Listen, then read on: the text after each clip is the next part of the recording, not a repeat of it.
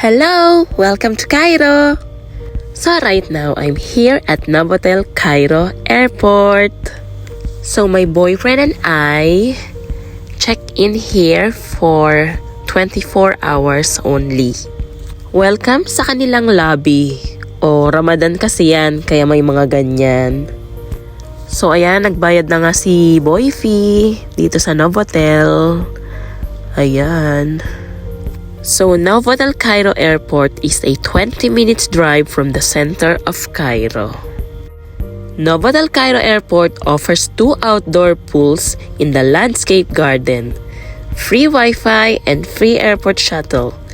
It is a 10 minutes drive from the International Convention and Exhibition Center. At dahil malamig ang weather, ayan ang ganda ng pool, walang naliligo. Guests can enjoy a workout at the on-site fitness center or a game of tennis on the court nearby. Novotel Cairo Airport also offers a business center, a 24-hour front desk, and a car rental. The Novotel Cairo's 5 restaurants serve international and Mediterranean cuisine and 2 bars. So ayan, welcome! Pupunta na kami sa aming room. Pasok! Kita nyo naman, walang katao-tao. Hindi ko alam.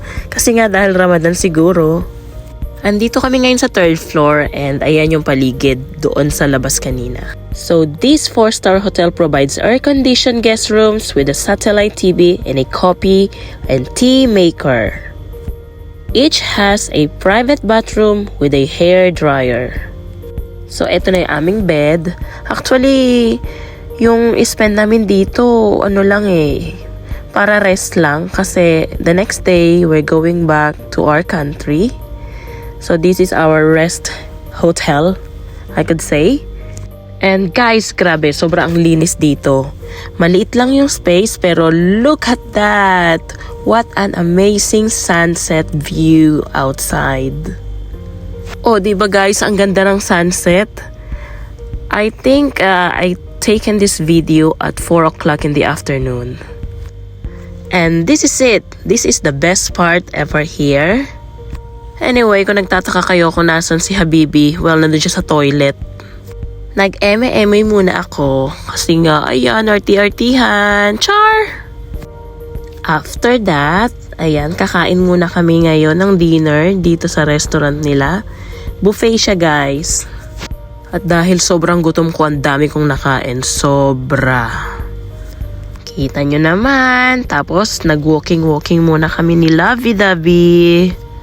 Tapos, sabi sa akin ni Lovey-Dovey, balik daw kami dito pag 60 years old na kami. Hindi ko alam kung bakit. Tcha! And finally, nag-selfie muna. Nag-picture ng kung ano-ano. Ayan, sa room. Tapos, biglang inuhaw. Tapos patapos na and then uwian na. Thank you guys. Thank you for watching. Bye!